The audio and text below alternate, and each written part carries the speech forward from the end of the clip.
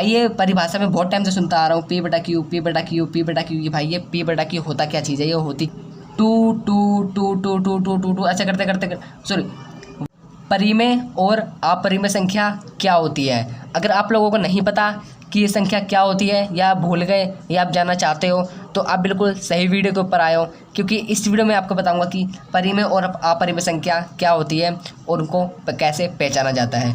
नमस्कार दोस्तों, मेरा नाम है नितिन कुमार और आप देख रहे हैं नितिन की मैथ क्लास यूट्यूब चैनल। तो चलिए वीडियो को बिना किसी देरी के फटाफट से शुरू करते हैं।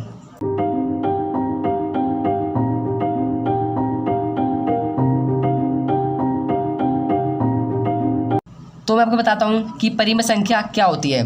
तो इसको बताता हूँ मैं एक डेफिनेशन के ऊपर लिख करके। परिमेय संख्या वह संख्या जिसे हम p बटा क्यू के रूप में लिख सकते हैं, परिमेय संख्या कहलाती है, जहाँ q बराबर नॉट इक्वल टू 0 के। भाई ये परिभाषा में बहुत टाइम से सुनता आ रहा हूँ, p बटा क्यू, p बटा क्यू, p बटा क्यू। ये भाई ये p बटा क्यू होता क्या चीज़ है? ये होती क्या है? ये तो आप चिंता क्यों कर रहे हैं, मैं हूं ना, मैं आपको बताता हूँ ये p बटा क्यू होता क्या है और इसकी डेफिनेशन को हम कैसे करते हैं, मतलब क्या होता है। आप इसकी डेफिनेशन को बिल्कुल भी रटिए मत, इसमें क्या बोला गया है उसको समझिए। अगर आप उसको समझ जाएंगे तो आप पक्का इसको परिमेय संख्या को पहचानना जरूर सीख जाएंगे। तो समझते हैं इसमें क्या बोला गया है। इसमें बोला गया है कि वह संख्या जिसे हम p बटा क्यू, यहाँ पर p बटा क्यू का मतलब होता है कि वह संख्या बटे के ऊपर हो। कैसे में हो? बटे में हो। मान लीजिए यहाँ पर मैं कोई संख्या लिखता हूँ, लिखा मैंने यहाँ पर 2/8। ये मैंने p बटा क्यू की फॉर्म में संख्या लिखी है। जो ऊपर वाली संख्या है हम इसको p मान लेते हैं और जो नीचे वाली संख्या है हम इसको q मान लेते हैं। यही होता है हमारा p बटा क्यू, यानी कि ऐसी संख्या जो बटे के रूप में लिखी हुई हो उसको हम परिमेय संख्या कहते हैं।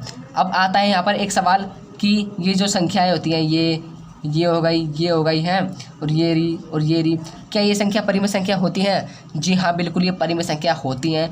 अब आप बोलोगे भाई इसके ऊपर बटा कहाँ है, तो मैं आपको बता दूं कि इसके नीचे भी एक बटे रहते हैं। क्या रहते हैं? इसके नीचे भी बटे रहते हैं, तो इसलिए हम इसको परिमेय संख्या कहते हैं। क्यों? क्योंकि इनके नीचे एक 1 बटे में छिपा हुआ रहता है, इसलिए हम इन संख्या को परिमेय संख्या कहते हैं। अब मान लीजिए यहीं पर एक सवाल आता है, क्या 0 परिमेय संख्या होती है?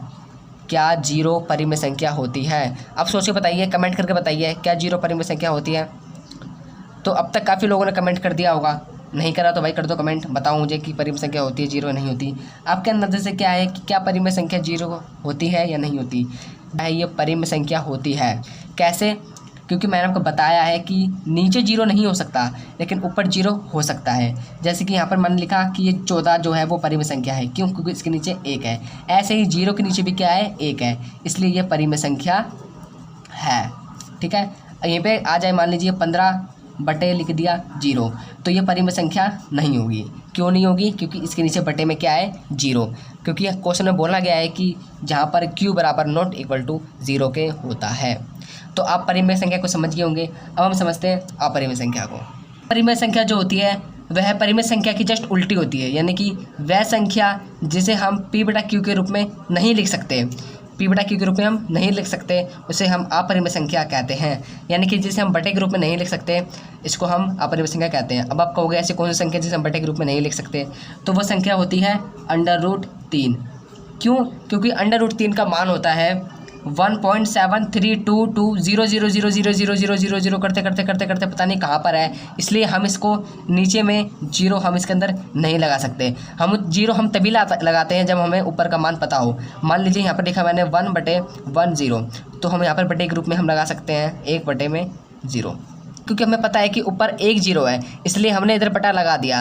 अब हमें ऊपर पता ही नहीं है कि बटे में 0 है कितने, तो हम इसके लिए हम नीचे 0 नहीं लगा सकते, इसलिए हम इस संख्या को p बटे क्यू के रूप में हम नहीं लिख सकते। और एक और आता है जहाँ पर होता है √7, इसे भी हम इसे नहीं लगा सकते क्योंकि इसकी संख्या होती है, मान लीजिए ये होती है इसकी 111010001 इस टाइप की जो होती है, इसको भी हम बटे में नहीं लिख सकते, नॉट इक्वल टू बटे में हम नहीं लिख सकते, इसको हम p बटे क्यू के रूप में नहीं लिख सकते।